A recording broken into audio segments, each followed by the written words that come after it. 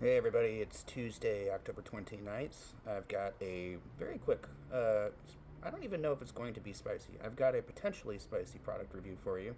And then I'm going to talk about something. So, my parents really love these chips. My parents are not beer drinkers, wine drinkers, or liquor drinkers. They don't drink.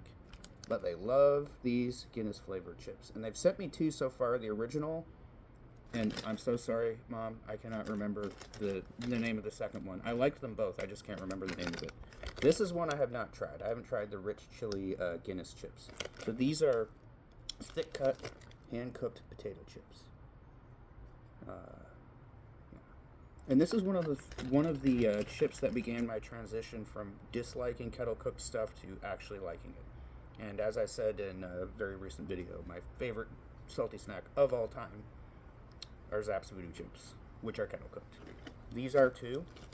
I have high hopes for this. I don't really have any expectation that it's going to be spicy at all. It's probably going to be like seasoned with mild chili pepper. If it had any spice at all, they would have it pasted all over the place. I mean, I can't tell you the number of supposedly spicy chips that had like barely above a 1 for spice. So if this doesn't even advertise itself as being spicy, I'm sure it's not. But it is, tangentially related to what I do on this channel because chili pepper is derived from chili powder is derived from chili peppers. Anyways, let's try it.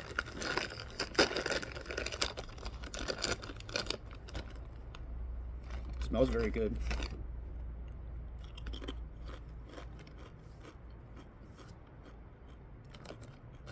Mmm. Look, I don't taste any chili powder in there. What I do taste in there is incredibly good flavor, and it's infused with that rich flavor of Guinness dark beer. I don't know if they use the extra stout to make these chips.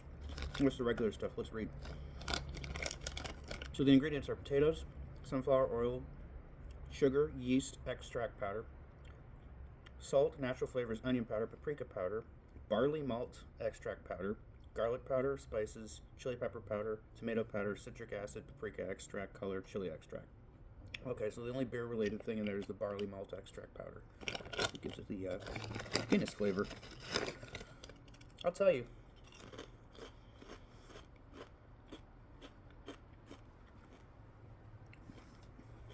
Guinness Extra Stout was one of the first beers I tried that I really had a hard time stomaching.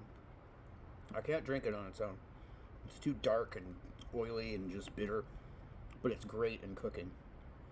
I'm telling you right now, you make an Irish beef stew, just do the basics of a beef stew, but throw a can of Guinness Extra Stout into the broth at the beginning, let it cook, simmer for 3-4 hours, if you're doing slow cooker, 6 or 7, and you will be eating one of the best stews that you've ever had in your life. I 100% guarantee it.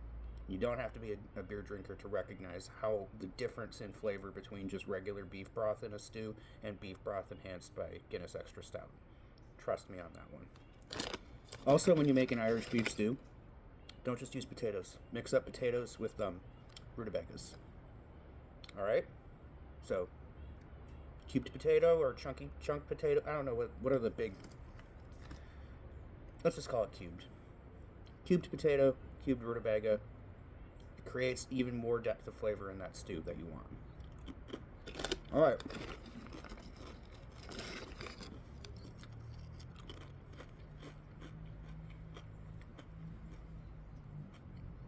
So good. I'm just not really tasting the chili powder. I'm not getting it. It's just a really, really good, it's just a really good salty beer flavored chip. Very good. I'm going to give those a 7.5 out of 10. 0 for spice. There's not any in there whatsoever. So I wanted a question that I wanted to answer. I don't know if anybody's actually ever asked this question or silently wondered it to themselves while they were watching my many videos that I've made in the past few months of me sampling different spicy things. But The question I want to answer is, why am I so fascinated by spicy foods? And I thought I would go back to some of my early experiences with spicy foods. So the earliest memory I have of being really blown away by how spicy something was I think I was like 6, 7, 8, somewhere in the 6 to 8 range. We ate at this Vietnamese restaurant in Harrisonburg, Virginia, with my grandparents. And I ordered this dish. It was called it was some kind of ginger and shrimp thing. I had plenty of stuff before this that had ginger in it, but this particular dish was front loaded with ginger. I have never before or since have I tasted anything that had that much ginger in it. It was just completely it completely saturated the dish.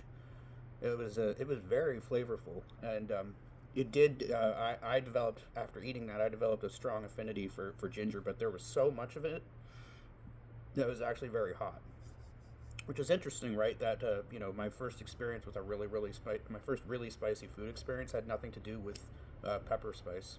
It had to do with the heat from ginger.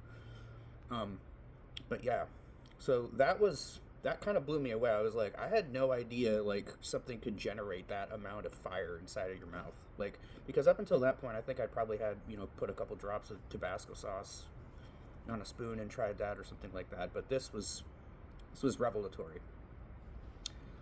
And then a couple of years after that, I was in Chinatown in Toronto with my parents, and my dad ordered this thing on the menu. Now, most of the people working in this restaurant either spoke very minimal English or none at all, and we didn't really. They had pictures of the food, and then not any descriptions in English of what it was. So he just found something on the menu that looked good, looked appetizing. It was these nice reddish colored noodles tossed in this red sauce, and there were these thin crispy Chinese noodles. We ordered it. I don't know if they knew. So all he did was he just pointed at it when the waiter came to the table and asked us what we wanted. He points at this thing on this picture of this crispy noodles tossed in red sauce, and the waiter just nods. And he goes off. I'm pretty sure later that day, or possibly they were peeking at us while we were at the table eating it, I bet the people in the kitchen were laughing their asses off at what my dad experienced. All right, after one bite, so they bring it out. After one bite, his head is completely drenched in sweat. His head, it's drenched in sweat. He turned purple. He was heaving, it was unbelievably, unbearably hot, insanely hot. And it was so hot that I was scared to take a bite. I was tempted. I was fascinated. I'm like, there's no way that this is causing him the amount of pain that I'm observing. But I believe it now. Now that I've had extreme hot foods, I don't know what the hell was in that dish or what it was, what the English translation of the name of the dish was. But it was clear and obvious that a lot of extremely hot peppers were thrown into that. And that was the first time I've witnessed somebody else suffering. Another key early experience with spice that I had was when I tried a Japonese pepper. So you get the kung pao shrimp or the kung pao chicken in a Chinese restaurant, and they have they tell you not to eat them, but they have the little dried Japonese peppers that are in the stir fry to give it spice, but you're not supposed to actually eat the pepper. And I was intrigued, so I actually ate one once, and I think that was my first experience of a truly hot pepper. I was I had a little bite of jalapeno or habanero before, but I ate the whole damn thing, and it burnt me up. But that intrigued me, and then I started eating more jalapenos and habaneros after that. And then in ninth grade was the first truly awful. So this would have been probably 3 years after I ate the Japonese pepper. So I was getting more interested in Tabasco and other low-level hot sauces and hotter peppers, and I tried Serranos for the first time. Then, I still don't know what this product was. I was at school, and this kid brought some kind of chili paste to school. This was in ninth grade. He brought it in, and he was challenging people to try it, and most people were saying no, because it looked scary. But I was young and idiotic, and I wanted to impress, my friends or whatever, impress the other people in my class. So I was like, yeah, I'll take it. I took a spoon. And not only did I take a full spoonful of it, but I took a heaping spoonful of it. Heaping, I tell you. And just ate it all in one. Nothing could have prepared me for what I experienced. I still don't know what that was. What, in the early 2000s, what kind of, ultra hot chili paste or whatever would have been readily available to the public? I just don't know, because this thing, 2 hours later, so it like, my throat was completely on fire, and then it was just throbbing and aching in pain for like 2 hours after I took that spoonful of it. Again, so that was like the second truly revelatory moment in the history of my spice foods. In a couple of years, I was so kind of traumatized by how painful that experience was. So after that, I kind of backed off for a while of that kind of thing. So I would like occasionally cook with spicy peppers or try a hot sauce here or there. Sometimes I would be bold when I was in the Indian or Thai restaurant, and I'd order a 4 out of 5 for spice. I have yet to order a 5 for spice in an Indian or Thai restaurant. I need to do that. I just don't eat out anymore, so it's not like I'm like consciously avoiding it. I'm curious, but no, I haven't done it yet. I haven't done a 5 yet. But yeah, so yeah, and then another decade or so passed after that. Probably, well, more like 2 decades, because my recent interest, my recent interest in extreme spicy foods was inspired by my son Julian, who became a complete, about 3 or 4 years ago, became a total spicy food addict. He had tried every single available variety of flamin' hot this or that, and then he started saying, well, this stuff isn't hot enough for me, anymore. He's like, I'm like immune to the heat from it. Let's try hotter stuff. So that's when we started buying hot peppers, and that's when we started buying hot sauces. And that eventually led to the most extreme heat experience that either of us had ever had, which was death by salsa. And that was in Newport, Kentucky, in a motel room about a year and a half ago. And that was the third most revelatory experience, all right? Because while I didn't suffer as much as I did when I took the spoonful of the chili paste, I was like, well, I've developed a tolerance for this, and even now, with my increased tolerance, this is doing things to my body that I did not think that I was capable of experiencing. So, drooling, sweating, heaving, just an unspeakable burn throughout the entire mouth and throat area that lasted for 10 minutes. It was something else. So that's kind of the story of my spicy food journey. And I guess I should say, where does this end? How far am I willing to go? Well, I have not ever tried pure pepper extract, and I have never tried a chocolate primatali or a Wartrix, which Johnny Scoville claims is even hotter than a chocolate primatali. I've not tried either of those. I have tried a Carolina Reaper. If Pepper X is ever available, I'm obviously curious to try that.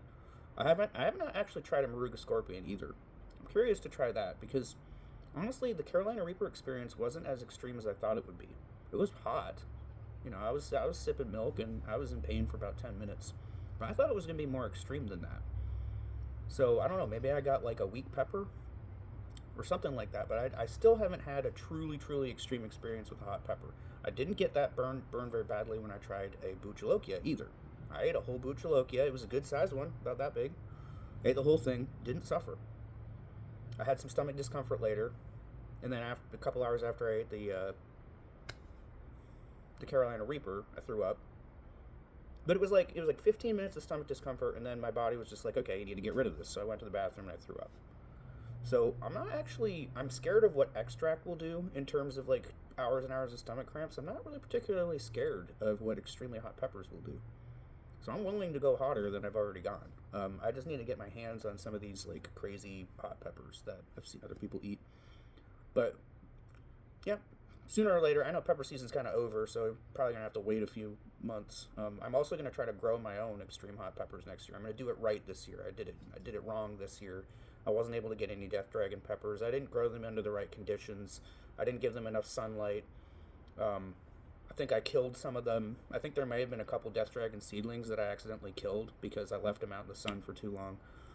And I learned that the hard way, that, pepper seedlings are very fragile, especially if they've been kept indoors, while they were germinating. So anyways, yeah.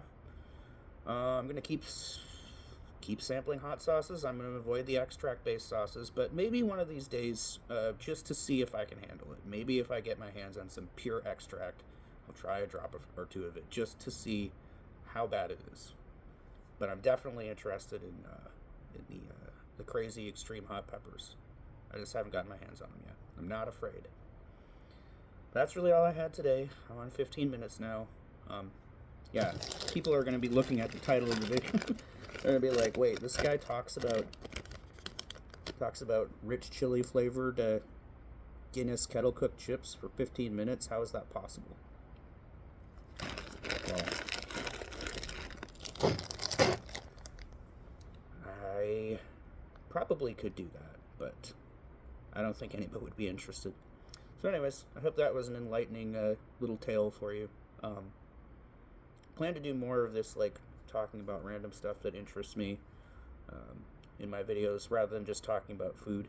Because honestly, a good food review shouldn't last more than 4 minutes in my opinion.